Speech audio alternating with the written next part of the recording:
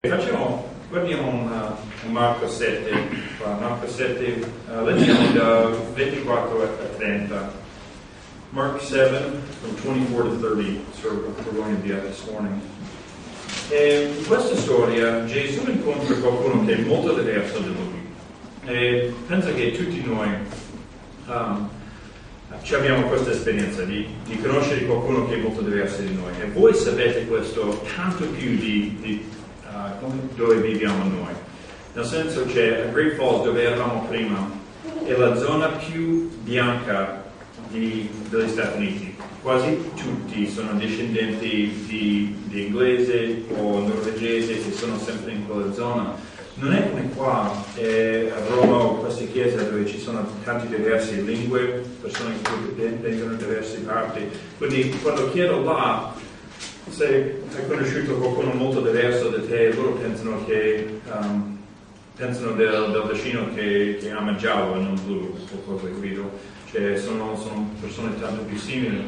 Ma io quando ho preso l'aereo per venire qua ieri, sono arrivato ieri mattina, c'era uno che era accanto a me. E per fortuna lui era tanto più piccolo di me, perché quelle sedie erano molto molto strette. Ma lui veniva da Somalia e è stato si è trasferito negli Stati Uniti poco fa perché l'hanno provato a ammazzarlo in Somalia, e quindi lui è musulmano e lui sta facendo il pellegrinaggio a Mecca. E quindi io ho pensato, abbiamo tante differenze. Questo è uno molto molto diverso da me. Comunque abbiamo fatto un discorso buono e vediamo dove quel discorso va alla fine, ma continuavo a pensare dove posso trovare terra comune con questo, perché lui è così diverso. Non sono mai stato in Somalia, cioè non dovevo scappare dalla mia patria per motivo di paura. Parliamo diverse lingue, lui appena parlava inglese, ma lui è così diverso da me, dove inizio? Questo è quello che continuiamo a pensare.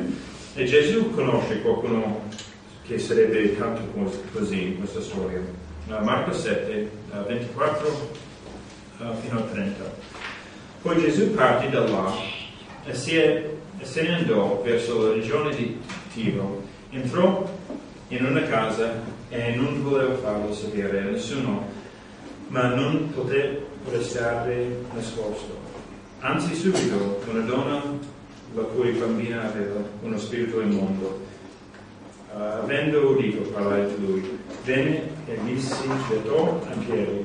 Quella donna era pagana, Tiro Fenicia, in nascita, e lo pregava di scacciare il demonio da sua figlia. Gesù gli disse: lascia che prima siano saziati i figli, perché non è bene prendere il pane dei figli per buttarlo ai cagnolini. Sì, Signore, ella rispose, ma i cagnolini sotto la tavola mangiano le briciole dei figli. E Gesù gli disse: per questa parola va, il demonio è uscito da tua figlia. La donna, tornata a casa sua, trovò la bambina corciata sul letto e il demonio era uscito da lei. In questo c'è una storia che quando scaviamo un po' vediamo più profondamente, c'è tanto qua. E questa donna fa una richiesta. Potete immaginare quanto emozione, quanto tristezza, quanto c'ha in cuore quando sta facendo questa richiesta a Gesù. Voglio che la mia figlia sia guarita, voglio che questo demonio sia schiacciato da lei. E quello che sappiamo di questa donna, nonostante tutta quell'emozione, quello che diceva, la parola diceva che lei era pagana. Quindi lei è qualcuno che non conosce il Dio nostro, non conosce il Dio di Gesù. Lei è uno che, come Giancarlo leggeva da Romani 1, lei in questa epoca sarebbe stato uno che faceva culto a tutti questi altri dei che sono in giro, fare sacrifici a tutti questi dei, che non conosce il Dio, che vuole avere un'amicizia, se possiamo dire così, cioè fare culto per lei e manipolare questi diversi dei per fare benedizione o almeno non fare male. Ma questi dei non vogliono essere conosciuti come persona, non vogliono essere amati, non si fregano niente. E questa signora viene da quel contesto e lei viene a Gesù a chiedere semplicemente: per favore, fa guarire mia figlia. E io ho una figlia, io so che quando i miei figli stanno male o sono malati è difficile e fa male il cuore, e non posso immaginare, perché noi abbiamo figli che maggiormente sono sani, ma un figlio che è malato sempre è difficile. Puoi immaginare quanto è difficile per lei. Comunque, dopo lei fa questa richiesta, c'è un scambio qua, e Gesù praticamente dice: permette ai figli di mangiare prima. E quello che sta dicendo è: lascia benedizione migliore ai ebrei prima.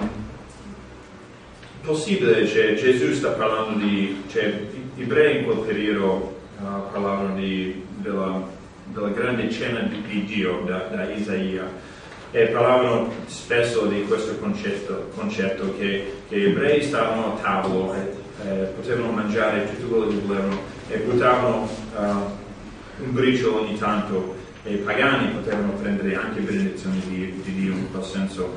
E quindi forse lei conosceva questa storia, forse Gesù, sicuramente Gesù conosceva questa storia, comunque forse lui sta parlando, sta facendo una citazione a questa storia. Comunque la donna non si scoraggia di questa risposta, ok? E io non penso che Gesù sta provando di essere razzista qua, questo non è appunto. Lui sta provando la sua fede, quanto vuole lei, per quanto lei vuole che la figlia sia salvata, sia guarita. E la donna, la risposta è classica: voglio solo il briciolo. È quello che dice, nel senso: ma non devo stare a tavola, voglio solo quello che cade dalla tavola, voglio il briciolo, quello mi basta, è abbastanza per me. E il risultato, Gesù dice: del fatto, per questa risposta la tua figlia è guarita. E lei torna a casa, la figlia è guarita, e questa donna prende la risposta che lei cercava, lei sperava. Ci sono diverse cose di questa donna che lo fa speciale, se posso dire in quella maniera. Ti dico alcune cose in inglese in modo che possono raggiungerci. Okay, I'll catch you up in English a little bit. Does that work? All right. Mark 7 from 24 to 30. What you have here is this lady is a pagan. She doesn't understand the God that Jesus serves. What she understands is worshiping gods by manipulating them. That's the idea. She brings sacrifice to this God, sacrifice to that God, so that you can hopefully be blessed by that God, but at least not be cursed. That's the big idea. And so she has no knowledge of a God that wants to have a relationship or a friendship, that actually wants to be sought out. And so she approaches Jesus and she asks for her daughter to be healed. And Jesus' response is, well, we gotta feed the children of God before we feed anybody else. And her response is, hey, I don't need the crumbs that fall from the table. I'm okay with that. And that's great for me. And she demonstrates, because of that response, and I don't think Jesus is being racist or being harsh with her. I think he's just testing her faith here. How far are you going to go in order to want to have your daughter healed? And so as her response here, per her response, Jesus says, hey, for such a response, it demonstrates some great faith. Heal your daughter, and she goes home and her daughter is healed at that moment. And because this woman demonstrates some great faith and some great some special qualities, and I'll get you up to speed on these here in just a minute.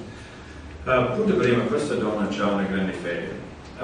Lei, avete mai notato che nei Vangeli quelli che hanno la fede più grande spesso non sono i discepoli, non sono di certo non sono i capi spirituali, ma quelli che hanno più fede spesso sono quelli che non sono ebrei. Per pensare del centurione, che a Luca 7 e Matteo 8, che lui manda un servo a Gesù per far guarire uno dei suoi servi. E lui, Gesù dice, non ho mai trovato una fede così in tutto Israele. E lo stesso è vero di questa donna. Lei ha una fede che è enorme, una fede grande, che Gesù non vede in altre parti. Quindi lei ha una grande fede, lei è persistente. E come la vedova, c'è Luca 18, leggiamo quello. Luke 18, 1 through 8. So this woman has great faith. That's one thing that makes her special. Just like you notice when you read through the Gospels, the people that have the greatest faith, they're definitely not the spiritual leaders and oftentimes not the disciples, but it is the people that are outside of God's kingdom. People that, like this woman here, this pagan woman, or the centurion, they have tremendous faith, and Jesus knows that. This woman is also persistent, and we see the same type of persistence in Luke 18, 1 through 8. Posso chiedere di leggere questo, Giancarlo? Sì. Luca 18, da 1 a 8. Cosa sarà?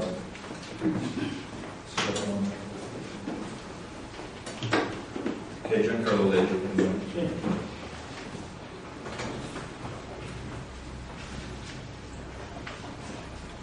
Propose loro ancora questa parabola per mostrare che dovevano pregare sempre e non stancarsi. In una certa città vi era un giudice che non temeva Dio e non aveva rispetto per nessuno.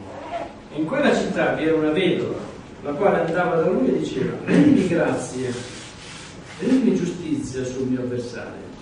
Egli per qualche tempo non vuole farlo, ma poi disse fra sé: benché io non tema Dio e non abbia rispetto per nessuno, pure poiché questa vedova continua a importunarmi, le renderò giustizia, perché venendo ad insistere non finisca per rompermi la testa.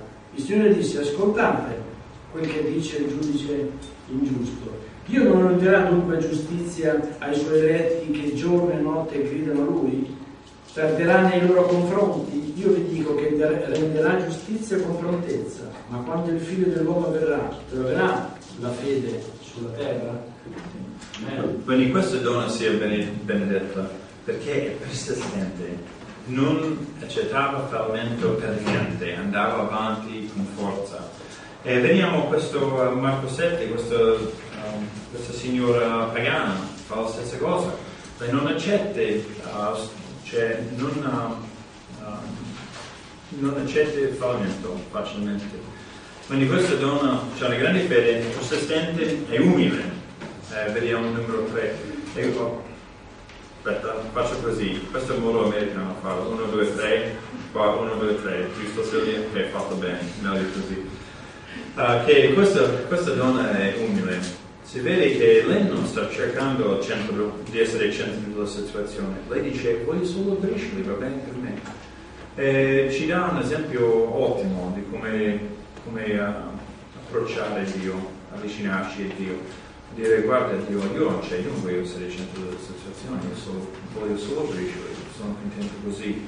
E questa donna, lei vuole supera ostacoli. C'erano ostacoli sociali, per i pagani non era la cosa bella da fare di fare richieste di un ebreo. Gli ebrei erano strani, vivevano in quartieri da soli, per uno che parlava greco che non era ebreo, non era la cosa bella da fare, ma lei era disponibile di superare quell'ostacolo per far guarire sua figlia, e anche ostacoli spirituali. Lei, immagino che, come adesso, quelli che non seguono Dio hanno tanto fraintendimenti di chi è Dio. E lei immagino che aveva tanti fraintendimenti di chi era questo Dio pure, che Gesù apparteneva. Comunque, lei superava tutti questi ostacoli per venire a Gesù. Non c'era nessun ostacolo abbastanza grande di farla correre da Dio in questo senso. And so this woman, she had great faith, she was persistent, she was humble. You see her demonstrate the humility by saying, hey, I just want the crumbs, I'm fine with that. And also, she's willing to overcome obstacles, social obstacles, because she would have been very socially awkward for her to approach a Jew to get help, and also spiritual obstacles, not understanding who this God is and what He's all about. She's willing to overcome those obstacles in order to come to Gesù. Quindi quando io ho guardato questa storia e ho condiviso questo studio a Belgrado, dove siamo noi, alcune settimane fa, c'erano alcune domande che sono venute per me. Domanda 1: quali sono gli ostacoli nostri? Perché tutti noi abbiamo ostacoli che dobbiamo superare. C'è la nostra cultura, nonostante dove veniamo, in qualche maniera c'è la nostra cultura è un ostacolo di venire a Gesù.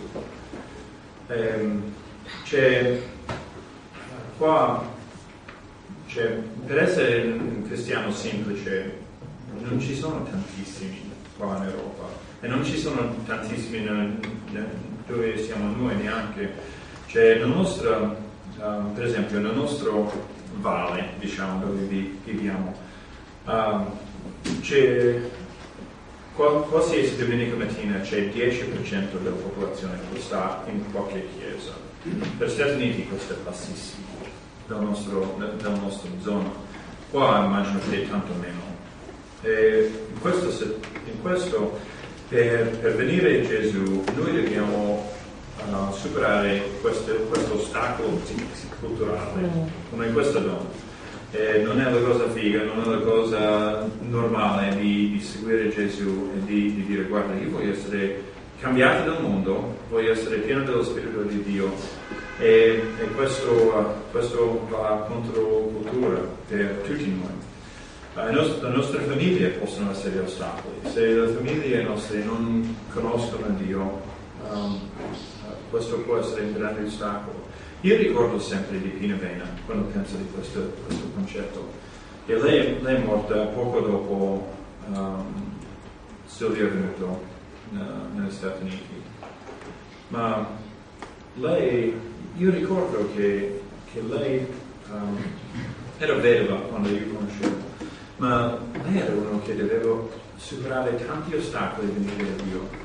Aveva un marito a un certo punto che non voleva che lei diventasse cristiana per niente, e ha fatto vita molto difficile per lei. Ma ricordate come il suo spirito c'era dolce, amorevole, e diceva: dobbiamo superare ostacoli per venire a Gesù, così basta. È difficile, ma ne vale la pena per qualsiasi cosa che io devo superare. E penso di lei, possiamo pensare di tanti altri esempi di persone che superano ostacoli di famiglia a venire a Gesù. E c'è un altro ostacolo che noi vediamo, è l'ignoranza di chi è Dio e cosa dice la sua parola. Voglio tradurre un detto, non è un detto ma un paragrafo qua che ho trovato poco fa, e pensa questo. Fa la domanda mentre leggo questo, se lui capisce la nostra società. Okay? Adesso, siccome è così comune che ognuno ha la parola di Cristo predicato, scritto in un libro, la Bibbia, e può leggerlo ogni giorno, nessuno pensa che è qualcosa speciale e prezioso. Sì, noi cresciamo stanchi, noi lo scordiamo, siccome che si è parlato di qualcuno che l'ha scritto così, che qualcuno che fa scarpe, che ha scritto questo, e non il grande regno di cielo. Dunque, noi siamo puniti dalla nostra ingratitudine,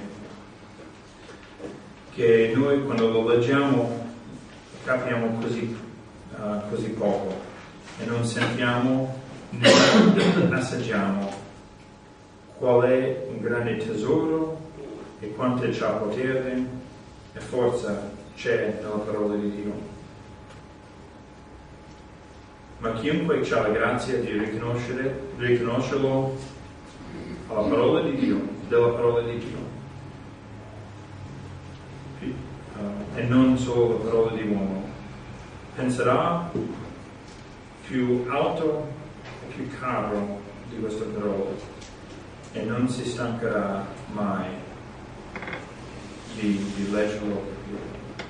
Questo, pensate che questo capisce la nostra cultura? Questo è stato scritto di Martin Lutero 500 anni fa. E noi come persone non cambiamo tanto. Cioè, è così, quando abbiamo la parola di Dio, la maggior parte di noi, come persone, come umanità, lo buttiamo da parte e pensiamo, ma sono parole, sono buone, va bene, vado a fare la mia cosa. Ma l'ignoranza, alla fine, è un ostacolo di venire a Gesù, perché non sappiamo la potenza né quello che Gesù vuole per noi, nella società in generale. Quali sono i nostri ostacoli? Cultura, famiglia, ignoranza. Penso che tempo pure. C'è una cosa che è successa nell'ultima generazione, nella nostra zona dove viviamo lontano, e si chiama il dio di calcio, che gli americani molto recentemente hanno capito cos'è calcio e i bambini che giocano a calcio. E così, cioè, noi stiamo facendo queste scelte adesso perché non tutti i nostri bambini giocano a calcio. E è molto facile per fare scelte per famiglie di mettere calcio a numero 1 e mettere Dio a qualche parte qua giù. Perché c'è una partita là, c'è una partita là. In Montana non si fa 10 miglia per fare una partita, la prossima città è 150 km, capito? Quindi è molto, molto diffuso come una zona. Quindi si vede questo è un discorso che facciamo con altri genitori. Qual è la cosa più importante con il nostro tempo? Di seguire Dio o seguire qualsiasi altra cosa? Cioè, nella nostra zona la caccia è sempre stata un Dio in un certo senso, perché le persone cacciano per mangiare, quindi persone mettono quello più importante di qualsiasi altra cosa che succede. Ma cosa facciamo con il nostro tempo? Dice tanto di cose, che ostacoli siamo disponibili a superare per venire a Dio. So one of the questions I asked as I was studying through this last week, or a couple weeks ago when I preached some of this material in Belgrade, is that what are the obstacles that we have to overcome as people? Our culture, no matter what culture we're a part of, God runs counterculture in some form or fashion. And so overcoming those obstacles is part of what God asks of us. Our families can be an obstacle for us. There was a woman here that when I lived here, she was a widow by the time I knew her, but she was one who her husband was not on board with her coming to Christ at all, and gave her all sorts of grief. But she said, "There's always obstacles to come to Christ, and I will overcome this obstacle in order to come to Christ." Ignorance is another one, and I read it. I'll read it for you. It's a quote actually that comes from Martin Luther 500 years ago, and see if he has our culture nailed. But now, since it is so common that everyone has the word that Christ preached written in a book and can read it every day, no one thinks of it as anything special or precious. Yes, we were sated and neglected as if it had been spoken by some shoemaker rather than the high majesty of heaven. Therefore, it is in punishment for our ingratitude and neglect that we get so little out of it and never feel nor taste what a treasure, power, and might there is in the words of Christ. But whoever has the grace to recognize it as the word of God rather than the word of man will also think of it more highly and dearly and will never grow sick and tired of it. Martin Luther, 500 years ago. People haven't changed that much. We have the same types of problems, same types of ways of looking at God's word then as we do now. But ignorance is one that can really prevent us from coming to God. And also our time. In our world, talked about the soccer god. There's all sorts of gods out there that we can be so distracted by stuff that our kids are doing or stuff that we're doing that God takes, instead of being here, comes way down here on our priority list. Un'altra domanda è che io dovevo chiedere me stesso dopo visto questa storia di Gesù. Sono io uno che vive con umiltà. Io passare, e faccio la domanda posso fare la domanda in questa maniera. Io passo più tempo a parlare o ascoltare?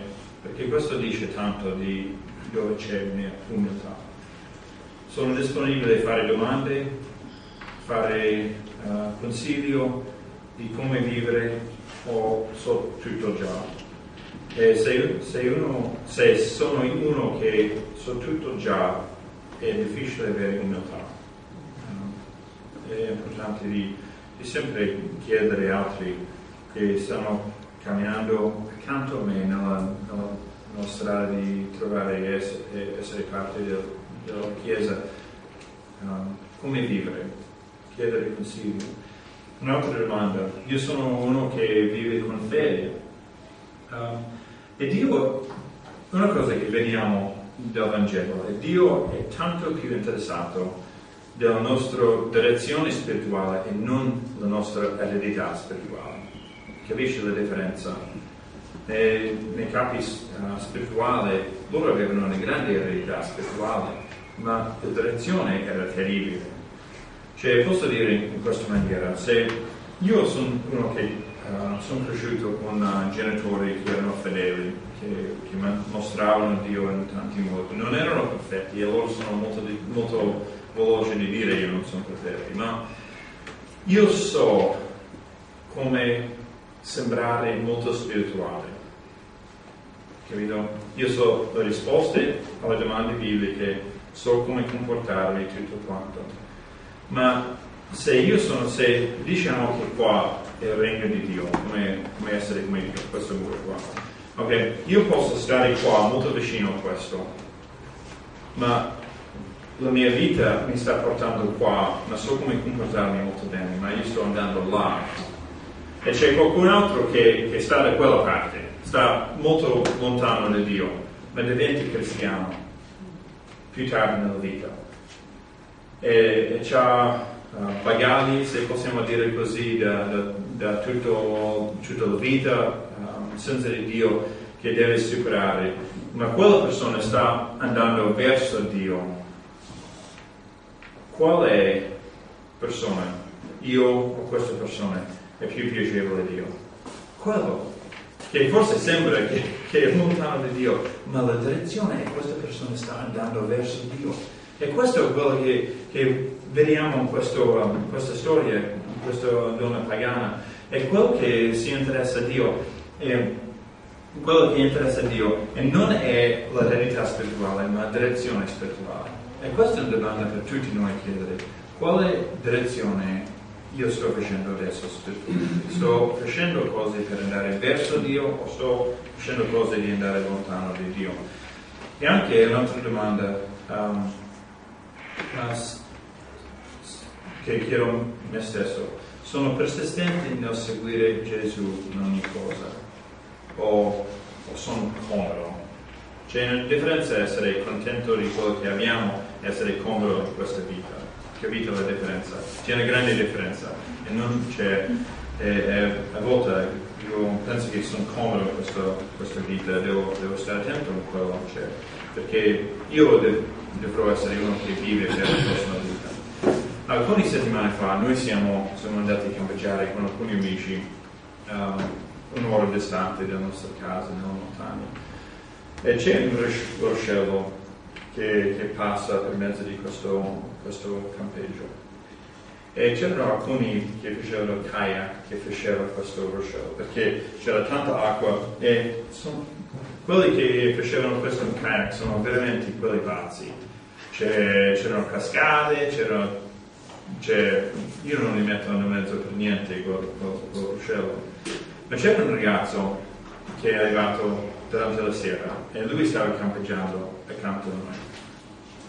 E lui è uno di questi tipi che c'ha un lavoro solo in modo che lui può fare kayak, capito?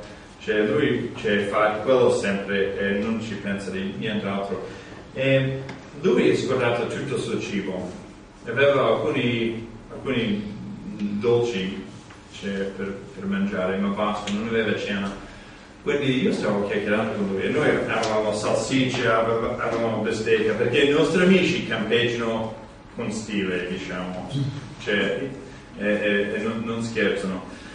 Comunque, detto questo ragazzo, dai, vieni a mangiare con noi. No, sto bene, non ho bisogno di mangiare. E io ho chiesto, penso, 7-8 volte prima che lui è venuto a mangiare con noi. Lui ha detto, no, vado a prendere il pesce. E quando il ruscello va così non ci sono pesci, non mangiano perché è troppo veloce. Ho detto dai, vieni, puoi mangiare con noi, non c'è niente da mangiare, abbiamo cose abbondanti, puoi mangiare con noi. No, non devo mangiare. Comunque, io devo seguirlo a un certo punto a dire, dai, ci abbiamo tanto, vieni con la nostra famiglia, puoi mangiare salsicce. E lui è venuto a mangiare finalmente. E lui ha mangiato un sacco, si vede che lui aveva un sacco di fame, lui ha mangiato non so quante salsicce, bistecche e tutto, ha mangiato questo ragazzo. Comunque io dovevo essere persistente per farlo venire. E Dio ci chiede, vediamo questa storia, semplicemente che lui ci chiede di essere persistente comunque.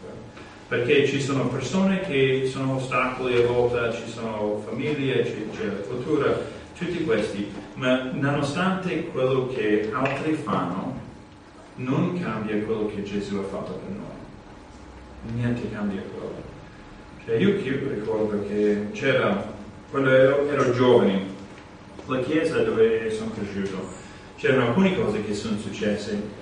E i cristiani adulti non si comportavano come cristiani, basta, capito? È successo, c'erano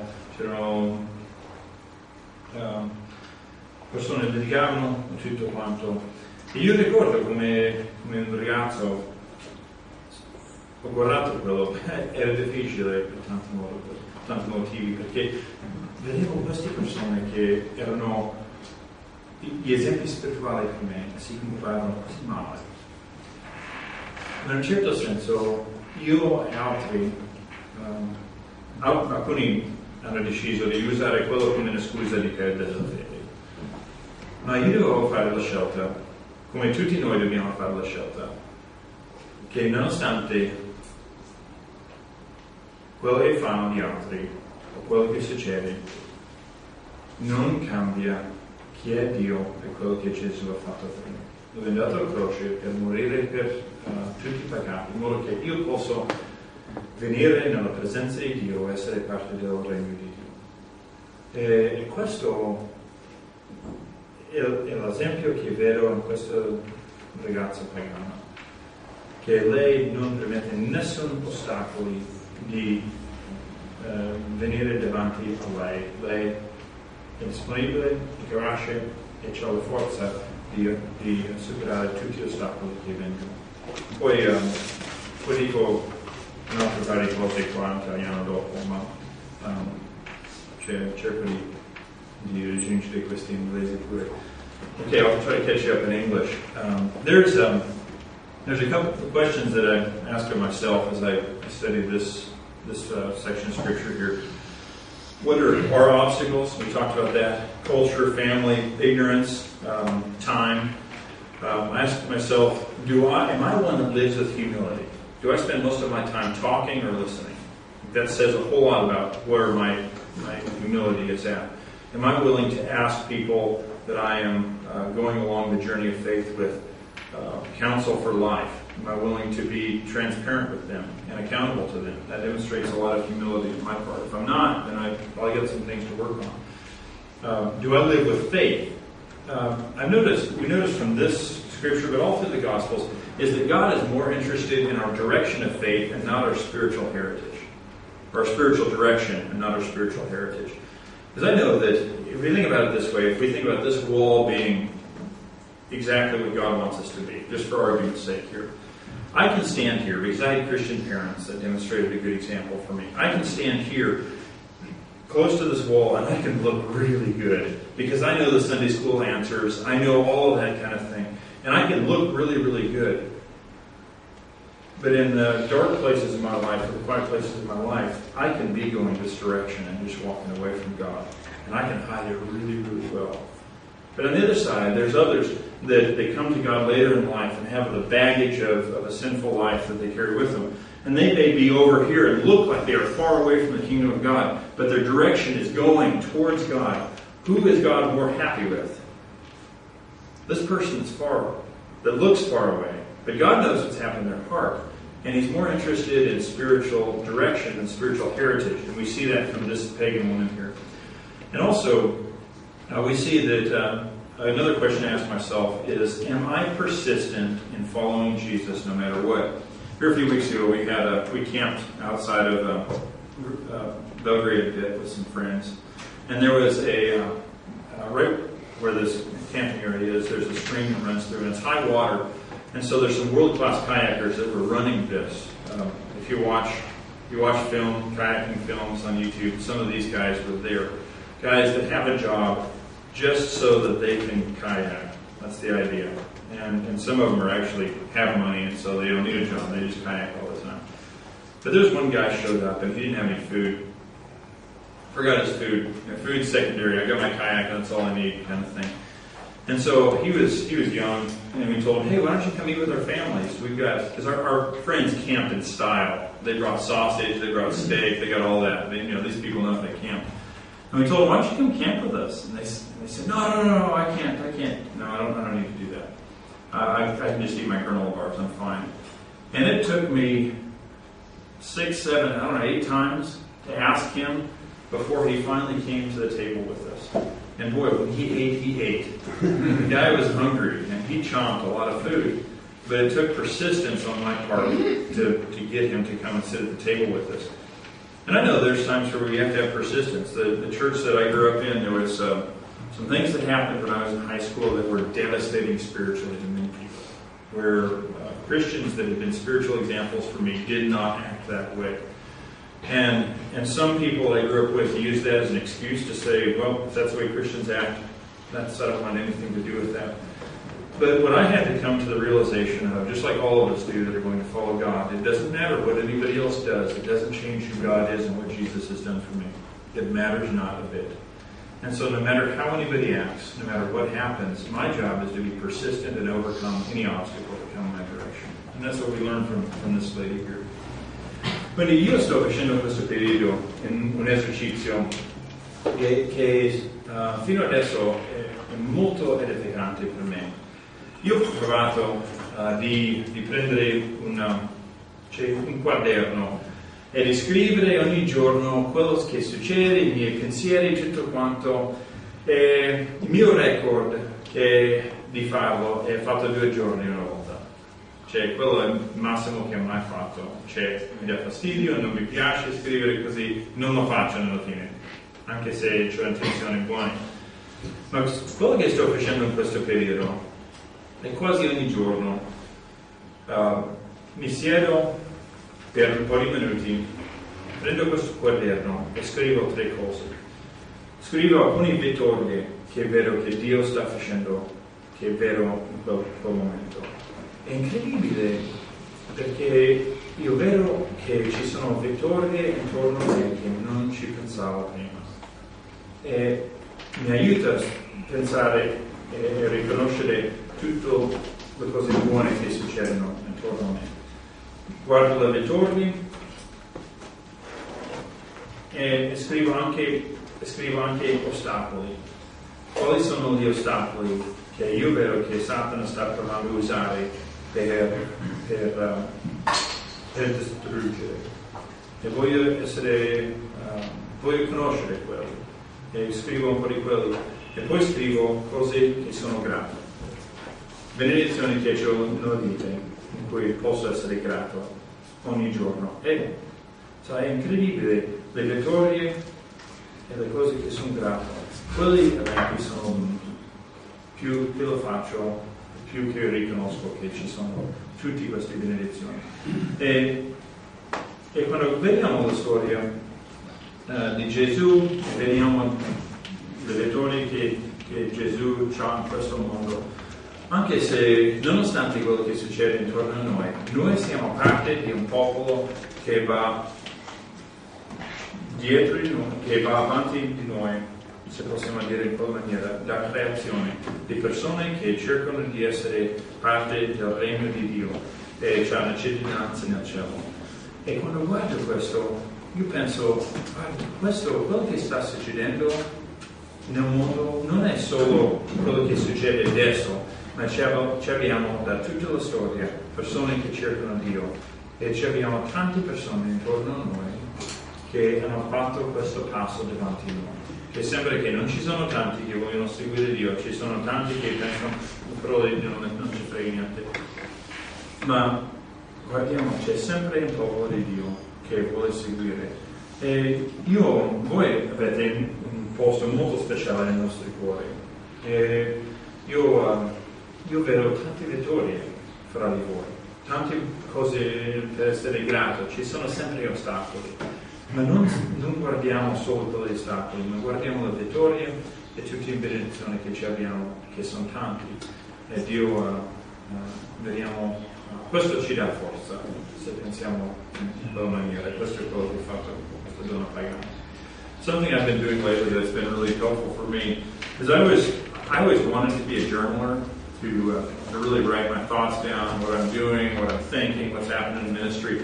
And my record is I made it 2 days once. That's my record. I just don't do it. I'm not wired that way. But what I've done lately that's been helpful is I sit down just about every day. I haven't been as consistent in the last weeks. But I sit down and I write down victories that I can think of, ways that God is winning and doing great things. And I also, so I can do it this way here. Victories I write down. I write down obstacles that I see, ways that Satan is trying to work, or challenges, as I call them, ways that Satan is trying to work, because I want to be aware of those. And also things that I'm thankful for. And it's amazing how many victories and things that I'm thankful for I can write down. And the things that maybe I just didn't notice before, I wasn't paying attention to before. But doing that exercise, looking at victories, obstacles, and things that I'm thankful for, has helped me remember that all the wonderful things that God is doing around us. Because it's really easy if we look at TV or whatever to think, man, the world's terrible. Look at all the trash that's out there. And we don't see the victories and the blessings that are happening around us. And I think we're much more effective as Christians if we're able to look at the victories and the things that we're thankful for instead of just looking at the obstacles. And I believe that's what made this woman tick. And that's something for us as well. Allora, spero che le parole che abbiamo visto del Vangelo oggi sono incoraggianti a tutti noi. È sempre bello di essere per la nostra famiglia, essere fra di voi di nuovo. E saremo qua in altri 10 giorni, quindi ci vediamo spesso, spero nei prossimi giorni. Dio vi benedica.